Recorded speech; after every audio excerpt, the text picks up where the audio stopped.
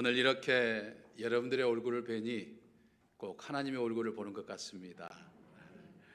소풍을 하루 앞둔 아이가 이제 설렘으로 밤새 잠을 이루지 못한 것처럼 저도 어제 잠을 이루지 못했습니다. 우리 정읍제일교회에서 처음 주일 예배를 드렸던 것처럼 설렘이 있었던 것 같습니다. 예배당에 들어오는 여러분들의 얼굴도 이제 주의 재단에서 드리는 예배를 이제 기다렸던 예배인지라 웃음이 있는 것 같아서 참 행복했습니다. 아직도 이 코로나 사태의 위협이 남아 있지만 우리가 안전 수칙을 잘 준수하여서 행복한 예배를 드리며 행복한 신앙생활, 또 행복한 가정생활, 또 행복한 가정생활을 해나가는 저와 여러분이 되시기를 주님의 이름으로 간절히 축원합니다. 한국인으로 독일 대학에서 이 강의를 하던 이 한병철 교수가 쓴 이 피로사회라고 하는 이 책이 있습니다. 이제 그 책을 보면 매 시대마다 이 질병이 있어 왔습니다. 우리 인류는 그동안 박테리아와 이 바이러스의 공격으로 각종 질병에 시달리고 그래서 이제 육체적인 아픔과 고통을 경험하거나 때로는 이제 죽음에 이르기도 하였었습니다. 어떤 질병을 정복하면 또 다른 질병이 나타나서 인류를 위협했습니다. 우리가 2020년을 시작하면서 우리는 그러한 현실을 뼈저리게 느끼고 있죠. 듣도 보도 못했던 이 코로나 바이러스로 명명된 이 새로운 질병, 새롭게 등장하는 질병이 이제 2019년 12월 31일에 이제 중국 우한에서 발병해서 전 세계를 비롯하여 우리를 이 공포와 고통 속에 빠뜨렸습니다. 우리는 지난 3개월 동안 이 코로나 바이러스의 이 팬데믹, 이 대유행으로 인해서 힘겨운 시간들을 보내왔습니다. 주일 예배도 8주 동안이나 이곳 주의 재단에서 드리지 못하고 이제 각 가정에서 온라인으로 드리게 되는 이 초유의 사태를 우리는 경험하기도 했습니다. 아직 이 코로나 바이러스의 백신이나 또 확실한 어떤 치료법이 개발되지 않아서 이제 여전히 전 세계는 이 코로나 바이러스에 대한 공포와 위협 속에 하루하루를 살아갑니다. 설령 백신과 치료법이 개발된다 하더라도 이제 또 다른 바이러스로 인한 질병이 우리를 위협할 것이다 라고 하는 것이죠. 또 현대인들은 바이러스의 공격으로 인해서 육체적인 질병 속에 고통을 받지만 또 다른 질병 하나로 또 고통을 받는다 이렇게 이야기를 합니다. 그것은 바로 이 정신적인 질병입니다. 세상에 살면서 우리가 흔히 느끼는 바로 이 스트레스라고 하는 것이죠. 어쩌보면 이 육체적인 질병보다도 우리를 더 힘들게 하고 우리를 더 고통스럽게 하는 것이 바로 이 정신적인 질병, 이 스트레스다 하는 것이죠. 우리가 사는 이 사회는 자기 책임을 강조하면서 이제 많은 어떤 성과, 또 많은 업적을 요구를 합니다. 그래서 세상에 살면서 우리는 하루하루 많은 것들을 해야 하고 또 많은 것들을 하면서 잘 해야 하고 또 잘하면서 또 나름의 어떤 거기에 성과 업적을 이제 나타내야 하는 것이죠. 저도 지난 3년 동안 우리 교회 담임 목사로 부임해 와서 우리 교회의 어떤 분위기를 새롭게 바꾸기도 하고 또 교회 성장을 위한 나름의 성과를 보이기 위해서 정말 정신없이 분주하게 달려왔습니다. 사람들이 이렇게 각자의 어떤 성과를 내야 하는 일들 때문에 정말 바쁘게 살고 또 모든 자신의 어떤 역량, 자신의 에너지를 거기에 쏟아붓고 살다 보니까 그런 일들 속에서 적지 않은 여러 가지 어떤 스트레스를 받으며 살아간다는 거죠. 저 역시 교회에서 이런저런 사역을 하면서 나름의 스트레스를 받아온 거죠. 이번 코로나 사태는 어떤 면에서는 저 개인적으로는 참 저 자신을 돌아보기도 하고 또 지내왔던 시간들을 한번 수정하는 어떤 그런 계기가 되었습니다. 무엇보다도 하나님과 정말 영적 교제, 깊은 영적 교제를 나눌 수 있는 그런 시간을 저는 제 개인적으로 가지게 되었습니다. 늘 하나님과 나만의 시간, 특별히 하나님의 일을 하면서 늘 하나님과 나만의 시간을 갖고자 하였지만은 새로운 목회지에서 나름의 어떤 성과와 업적을 내기 위해서 분주하다 보니까 하나님과 나만의 어떤 개인적인 시간을 오히려 더 많이 갖지 못하는 그런 시간들이 있었다는 이야기죠. 하나님의 일을 한다고 하면서도 정작 하나님과 어떤 나만의 어떤 시간이 부족했음을 느꼈습니다. 하나님은 이번 기회를 통해서 저를 다시 한번 하나님께로 붙들어 매주신 거예요. 내 능력과 내 경험으로서 내가 정말 무언가의 성과를 내기 위해서 무언가를 하기 위해서 안달하기보다는 그저 하나님을 바라보고 하나님을 의지하고 하나님이 기뻐하시는 일만 하면 되는구나 라고 하는 것들을 깨닫고 또 집중하게 하셨습니다.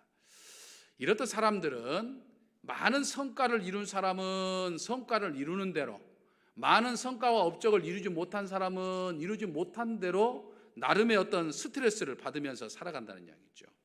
그래서 각종 스트레스로 인해서 무슨 우울증이라든지 또는 통제하지 못할 정도의 어떤 분노를 터뜨린다든지 각종 어떤 정신적인 질병에 노출되어 있는 거죠. 그래서 오늘날 인류는 육체적인 질병이나 이 정신적인 질병에 의해서 매일매일 극심한 피로감에 살아간다라고 하는 거예요. 그러니까 피로감을 느끼는 피로사회다 이렇게 이야기를 하는 거죠. 입만 열면 피곤해 죽겠다는 말이 나옵니다. 여러분, 하지만 우리가 생각해 보면 우리는 기적의 주인공들입니다. 왜냐하면 전능하신 하나님이 여전히 나와 함께 하시고 여전히 내 편이 되어주시기 때문이다 라고 하는 거예요. 그래서 전능하신 하나님이 나와 함께 하셔서 나로 하여금 이 어려움을 이기게 하시고 또 이제 내가 미처 생각하지 못하는 어떤 섭리와 은혜로 내 삶과 내 가정과 내 자녀와 내 직장과 내 사업체 등 모든 것들을 이끌어 가시기 때문이다 라고 하는 거예요. 믿으십니까? 할렐루야. 오늘 우리가 읽은 이 본문 31절의 말씀을 보면 이사야 선지자는 이 바벨론 포로 생활하는 이스라엘 민족에게 참 놀라운 희망의 메시지를 지금 선포하고 있는 것을 볼 수 있습니다. 오직 여호와를 앙망하는 자는 새 힘을 얻으리니 독수리가 날개치며 올라감 같을 것이요 다른 박질하여도 곤비하지 아니하겠고 걸어가도 피곤하지 아니하리로다. 아멘. 여러분, 이 말씀은요 이방 나라에서 정말 힘들게 포로 생활하면서 하루하루 지쳐 살아가는 이스라엘 민족에게 이제 너희들이 마치 독수리가 날개를 치면서 막 하늘 높이 비상하는 것처럼 너희들이 비상하게 될 것이다 이렇게 말씀하고 있어요. 그런데 이 말씀은 코로나 사태로 인해서 그동안 힘겨운 시간들을 보냈던 오늘 우리들, 이 자리에 있는 오늘 우리들, 또 여러 가지 형편과 사정 때문에 아직 교회에 나오지 못하고 가정에서 온라인 예배를 드리고 있는 우리 모두에게 지금 주시는 희망의 메시지다라고 하는 거예요. 힘겨운 시간들을 보냈지만 하나님은 우리가 다시금 비상하게 될 것이라고 말씀하고 있는 거예요. 마치 독수리가 날개를 치면서 올라가는 것처럼 우리의 삶이 이제는 앞으로 더욱더 비상하게 될 것이다 라고 하는 것을 이야기합니다. 믿으십니까? 그러면 우리가 어떻게 해야 정말 우리의 삶이 마치 독수리가 날개를 치며 하늘 높이 올라가는 것처럼 우리가 비상할 수 있을까요? 그것은 하나님을 앙망해야 한다 말씀합니다. 앙망이라고 하는 것은 확신에 차서 기다린다고 하는 것을 의미합니다. 하나님의 능력으로 인한 은혜를 확신하면서 하나님이 내게 펼치신 하나님의 섭리와 은혜를 소망하며 기다리는 것을 의미합니다. 세상과 내 환경을 보지 말고 지금 코로나 사태로 어지러운 이 환경을 보지 않고 내 상황을 보지 않고 하나님을 바라보는 것을 지금 이야기합니다. 내 시선, 내 관심, 내 생각을 하나님 앞에 집중하는 것이 앙망하는 것이다 라고 하는 거예요. 하나님을 바라보고 하나님께 집중한다고 하는 것은 세상을 살아가는 내 관점을 바꾸는 것을 의미합니다. 내가 하나님에 대해서 관점을 바꾸기 시작하면 새로운 능력과 새 힘과 새로운 능력의 막 세계가 열리게 되는 거예요. 기적이 일어나게 되는 거예요. 그러니까 사도 바울은 그런즉 누구든지 그리스도 예수 안에 있으면 새로운 피조물이라. 이전 것은 지나갔으니 보라 새 것이 되었도다라고 말씀합니다. 그러니까 하나님께 집중하면, 그러니까 내가 뭔가를 하겠다고 하는 내 어떤 관점, 내 시선을 온전히 하나님이 해주신다라고 하는 하나님께로만 내 관점을 바꾸면 내가 새 사람의 경험, 거듭남의 경험뿐만 아니라 능력의 삶을 살아갈 수 있는 그런 경험들을 하게 된다라고 하는 거예요. 어느 날 어느 순간에 내 안으로 파고 들어오는, 내 안으로 파도처럼 밀려오는 하나님의 능력을 경험하게 된다라고 하는 거예요.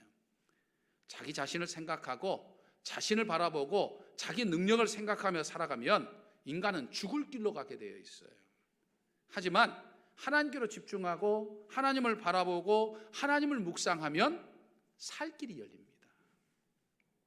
새 힘과 능력으로 독수리가 날개치며 올라감 같이 이 비상하는 것을 경험하게 된다라고 하는 거예요. 여러분, 지금 우리가 처해 있는 현실을 바라보면서 세상 일을 생각하면 막막합니다. 자녀들을 생각하면 걱정스러운 부분이 생겨납니다. 그러나 하나님을 생각하면 희한하게 희망이 생겨요. 하나님께 집중하면 마치 비바람이 치고 폭풍우가 치고 온 세상이 온통 캄캄하지만 한 줄기 빛을 발견하게 된다라고 하는 거예요. 내 마음이 환해지기 시작하고 정말 독수리가 창공으로 날아가는 것 같고 아무리 뛰어도 피곤하지 않는 그런 것들을 경험하게 된다는 거예요. 뛰면 뛸수록 힘이 넘친다는 거예요. 아무리 걸어가도 힘이 빠지지 않는다는 거예요. 이런 삶이 천국 갈 때까지 진행된다라고 하는 것이죠.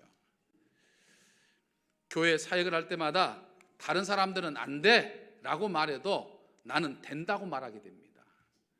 사람들이 부정적으로 생각해도 나는 하나님이 주신 새 힘과 능력이 있기 때문에 긍정적인 말을 하게 되는 것이고 다른 사람을 격려할 수 있게 된다는 거예요. 그럼 이 차이가 어디서 오는 겁니까? 하나님에게서 오는 거예요. 하나님에게서. 그러니까 하나님 앞에 집중하면, 하나님을 앙망하면 경험하는 은혜요, 경험하는 축복입니다. 믿으십니까? 믿으셔야 됩니다. 저는 이제 9주 만에 주의 재단에 나와서 다시 예배드리는 우리 사랑하는 성도 여러분들에게, 또 여러 가지 형편과 사정 때문에 아직 온라인을 통해서 각 가정의 예배를 드리는 우리 정읍제일교회 사랑하는 성도 여러분들에게 정말 이 신앙의 신비, 이 신앙의 깊은 어떤 은혜를 경험하는 축복이 있으시기를 바랍니다. 저는 이 말씀을 준비하면서 정말 이제 코로나 사태가 어느 정도 진정 국면에 있고 우리가 새롭게 시작하는 이 시점에서 정말 우리가 다시 한번 도약하고 비상하는 이런 말씀을 준비하면서 저는 굉장히 은혜를 받았고 놀랐어요. 머리 정수리 끝에서부터 등줄기를 지나서 발 뒤꿈치까지 간통이 가는 아주 짜릿함을 저는 느꼈습니다. 설교를 준비하는 동안 하나님에 대한 관점을 바꾸기 시작하니까 답답했던 마음이 정말 뿌연 안개가 전부 한꺼번에 거치고, 그리고 어떤 힘이 막 제 안에서 솟구치지 않았어요. 할 수 있다, 하면 된다, 우리 교회를 통해서 하나님은 더 역사하실 것이다, 하나님은 우리를 통해서 더 큰 축복을 주실 것이다 라고 하는 막 희망이 생겨나기 시작을 했습니다. 자신감이 생겼어요. 저는 이런 은혜를 여러분들도 동일하게 경험하기를 주님의 이름으로 간절히 축원합니다. 이 여호와를 앙망하라고 하는 말은 고정하라는 뜻입니다. 한번 슬쩍 보고 끝나는 것이 아니라 정말 집요하게 집중하면서 하나님을 의지하는 거예요. 여러분, 우리가 믿는 하나님은요, 창조주 하나님이셔요. 전지전능하는 하나님이십니다. 그러니까 모든 걸 창조하시고 모든 걸 다 하시는 분이에요. 안 되는 것이 없으시는 분이에요. 영원부터 영원까지 계시는 그런 하나님이셔요. 전지전능할 뿐만 아니라 그 하나님은 나를 너무나도 사랑해요. 우리 모두를 너무나도 사랑합니다. 믿으십니까? 어느 정도 사랑하죠? 인간의 몸을 입고 이 땅에 내려오실 정도로 하나님은 나를 사랑합니다. 적절한 비유는 아니지만 하나님이 인간의 몸을 입고 이 땅에 오셨다라고 하는 것은 마치 인간인 우리가 냄새나고 더러운 돼지우리에 가서 거기서 사는 것과 마찬가지예요. 우리가 어떻게 돼지우리에서 살 수가 있겠어요? 근데 하나님이 인간의 몸을 입고 이 땅에 오신 것은 마치 그와 같이 어려운 거예요.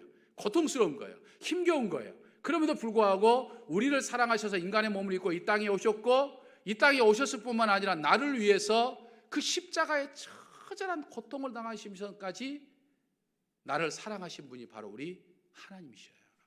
그 사랑으로 나를 사랑하시는데 전능하신 하나님께서 나를 위해서 못할 것이 무엇이 있겠어요? 나를 위해서 안 하실 것이 무엇이 있겠습니까? 우리가 하나님을 앙망하기만 하면, 우리가 하나님을 바라보고 더욱더 신실한 믿음의 삶을 살면 하나님은 놀라운 역사를 우리의 삶을 통해서 이루신다라고 하는 거예요. 사랑하는 성도 여러분, 그 하나님을 영접하시기를 바랍니다. 그 하나님을 믿으시기를 바랍니다. 그저 머리로 믿으라는 이야기가 아니고 내 마음 깊이 믿으라는 이야기예요. 내 어떤 입술로만 하나님 믿습니다, 영접합니다, 영접하지 말고 내 삶의 자리에서 깊이 받아들이라는 거예요. 그것이 앙망하는 것이고, 그것이 시선을 집중하는 것이고 고정하는 겁니다. 그 순간 하나님의 역사가 내 삶 속에 나타나기 시작할 줄로 믿습니다. 역사가 시작할 줄 믿습니다. 그러니까 하나님을 앙망하는 것은 하나님의 능력이 시작되는 것이고 내 행복이 출발점이에요. 죽은 자를 살리시고 병든 자를 일으키시고 어둠의 세력을 몰아내시는 그 힘이 내 삶을 점령하는 것은 물론이거니와 내 삶을 이끌어 가시고 놀라운 역사를 이뤄가는 그런 것들을 경험해야 될 것이다 라고 하는 거예요. 그래서 여러분들의 가정을 회복시키고, 여러분들의 삶을 회복시키고, 여러분들의 자녀를 축복하시고, 여러분들의 직장과 산업을 축복하시고, 우리 교회를 축복하셔서 놀라운 역사를 이루시는 것을 경험하게 될 줄로 믿습니다. 할렐루야. 욕심과 약삭빠름, 또 꼼수와 이 속임수로 도망자의 삶과 거짓된 삶을 살았던 야곱이 이스라엘이라고 하는 이름을 또 삶을 갖게 된 것은 결정적인 두 가지 사건이 있었기 때문이었죠. 두 가지 경험이 있었기 때문이었습니다. 하나는 이 베델의 경험이었습니다. 그동안 야곱에게 있어서 하나님은 자신의 할아버지 아브라함의 하나님이었고 자신의 아버지 이삭의 하나님이었지 자신의 하나님이라고 하는 것을 경험하지 못했어요. 그래서 그는 꼼수를 부렸고 결국에는 그는 도망자 신세가 되었다가 베델에서 하나님을 만남으로 인해서 하나님은 단순히 자신의 할아버지 아브라함의 하나님이요 아버지 이삭의 하나님으로만 머무는 것이 아니고 내 하나님이구나, 나의 하나님이시구나 라고 하는 사실을 그는 깨달은 거예요. 야곱의 하나님은 야곱에게 꿈을 주시고 야곱에게 비전을 주시면서 하나님께서 함께하여 주신다고 하는 것을 약속해 주셨죠. 그래서 야곱은 여전히 도망자 신세였고 차디찬 광야에서 노숙하는 신세였지만 하나님이 내 하나님이라고 하는 사실을 깨닫는 그 순간부터 야곱은 변화되기 시작합니다. 또 야곱은 야복 강가에서 하나님과 치열한 씨름을 하면서 하나님이 여전히 내 하나님이시구나라고 하는 사실을 경험했습니다. 야곱은 도저히 자신의 힘으로는 어찌해 볼 수 없는 절망적인 상황에 빠지게 되었죠. 비록 삼촌 라반의 집이요 어머니 리브가의 고향이지만 그 땅은 여전히 자신에게는 이방인의 땅이요 속임수의 땅이요 공고한 땅이었습니다. 그래서 타국에서 삶이 고달프고 서러워서 이제 고향으로 가족들을 이끌고 고향으로 돌아가고자 합니다. 기국기로 올랐어요. 하지만 형 여서가 그 소식을 듣고 자신을 잡으려고 400명의 사람들을 이끌고 지금 옵니다. 단순히 마중 나오려고 했다고 한다면 400명이나 되는 사람을 끌고 오지 않았을 거예요.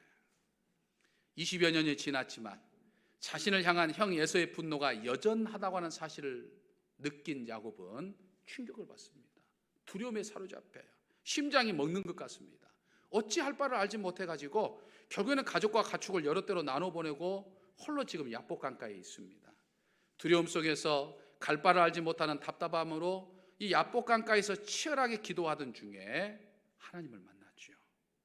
하나님이 지금까지 나와 함께 하실 뿐만 아니라 오늘 내 문제를 해결하여 주시기 위해 찾아오셨구나. 하나님이 나를 축복해 주시기 위해서 하나님이 나를 새롭게 비상하게 해주셔서 찾아오셨구나 라고 하는 사실을 야곱은 깨닫게 된 거예요. 그러자 그의 마음속에 평안이 찾아왔습니다. 기쁨이 왔어요. 분열의 찬란한 아침 햇살이 자기에게 비치는 것을 그는 느꼈어요. 실제로 하나님께서 야곱의 모든 문제를 일거에 해결해 주셨죠. 분노에 가득 찬 이 에서의 마음을 하나님이 따뜻하게 어루만져 주시니까 에서가 동생 야곱을 따뜻하게 환대해 주었죠. 여러분, 하나님을 앙망할 때 받는 축복입니다. 그러니까 내 마음과 내 시선을 하나님께로 고정할 때 받는 은혜예요. 어찌 보면 우리는 코로나 이전에 그동안 내 삶의 자리에서 정말 열심히 최선을 다해서 또 믿음의 삶을 산다고 했지만 되돌아보면 정말 하나님을 더 바라보지 못하고 하나님을 의지하지 못하고 앙망하지 못했던 내 삶의 모습이 보일 거예요. 하지만 코로나 사태를 지내면서 우리는 정말 우리가 그토록 자랑스럽게 생각했던 우리 어떤 인류의 과학이라고 하는 것도 기술과 문명이라고 하는 것도 인간이 가지고 있는 힘과 능력이라고 하는 것도 내 경험과 내가 가지고 있는 능력이라고 하는 것도 아무것도 아니구나, 정말 아무 힘도 없는 것이구나, 얼마나 무력한 것인가를 우리는 뼈저리게 경험했어요. 정말 하나님이 필요하구나, 정말 하나님만 바라봐야구나 라고 하는 사실을 우리는 경험했어요. 그렇기 때문에 다시 한번 우리는 하나님을 앙망함으로 인해서 하나님이 주시는 축복과 은혜 속에서 새롭게 시작할 뿐만 아니라 더욱더 하늘 높이 비상해 가는 독수리 날개처럼 날아 올라가는 그런 삶을 사는 저와 여러분이 되시기를 주님의 이름으로 간절히 축원합니다. 한 가지 더 생각해 볼 것은, 하나님을 앙망한다고 하는 것은 우리의 마음과 시선을 하나님께로 고정할 뿐만 아니라 우리의 삶의 자리에서 내가 하나님의 자녀다운 삶을 사는 것을 의미합니다. 여러분, 하나님의 자녀다운 삶을 산다고 하는 것, 그건 뭘 의미할까요? 하나님이 내게 주신 사명 따라 산다는 거죠. 그렇다면 내게 주신 사명이 뭔가요? 오늘 우리들 이 자리에 모여있는 이것이 바로 교회인데, 우리 교회 공동체에 주신 사명이 뭡니까? 교회의 사명이 무엇인가요? 우리는 5가지로 생각해 볼 수 있죠. 우리에게는 예배의 사명, 또 교육의 사명, 성도 상호간의 친교를 나누는 교제의 사명, 봉사하는 봉사의 사명, 전도하는 전도의 사명이 있습니다. 이 사명들은 결코 내가 포기할 수 없는 사명이요, 중단할 수 없는 사명이요, 게을리해서는 안 되는 사명입니다. 다시 한번 하나님은 우리를 사명자로 지금 세워주시는 거예요. 그래서 우리의 삶의 자리에서 우리가 예전보다 더욱더 하나님 앞에 열심히 예배드리고, 우리가 예전보다 더욱더 하나님의 말씀을 교육하고 교육받고, 우리가 예전보다 더욱더 서로 성도 상호간의 교제를 나누고, 우리가 예전보다 더욱더 교회에서 또는 지역사회를 위해서 봉사하고, 우리가 예전보다 더욱더 전도하는 삶을 살아갈 때, 그때 그 삶이 하나님을 앙망하는 삶이에요. 하나님을 앙망하는 삶을 시작하는 그 순간에 하나님은 나를 비상하게 만들어 주신다라고 하는 사실을 우리는 깨달아 볼 수 있습니다. 여러분, 사명이 없는 앙망이라고 하는 것은 있을 수 없습니다. 말만 하는 신앙생활이요, 알맹이가 없는 무늬만 있는 홀빠진 신앙이요, 능력 없는 무기력한 신앙이요, 비상하는 것이 아니라 날마다 추락하는 신앙입니다. 하나님이 내게 맡겨주신 이 예배, 교육, 친교, 봉사, 전도, 이 사명이 잃지 않고 이 사명 따라 우리의 삶의 자리에 살 때 하나님이 여러분들의 삶을 회복시킬 뿐만 아니라 하늘 높이 비상시켜 주실 줄로 믿습니다. 그 은혜를 경험하며 사는 저와 여러분이 되시기를 주님의 이름으로 간절히 축원합니다. 할렐루야. 은총의 아버지 하나님, 오늘 저희를 주의 전으로 인도하여 주시니 감사합니다. 코로나 사태로 인해 움츠러들었던 저희들의 삶에 복에 복을 더하셔서 이제는 날마다 비상하게 하여 주옵소서. 늘 저희의 시선을 온전히 하나님께 두게 하시고 주신 사명을 잘 감당하는 앙망함으로 독수리가 날개치며 올라감 같이 날마다 높이 높이 비상하는 저희의 삶이 되게 하여 주시옵소서. 우리 주 예수 그리스도의 이름으로 기도하옵나이다. 아멘.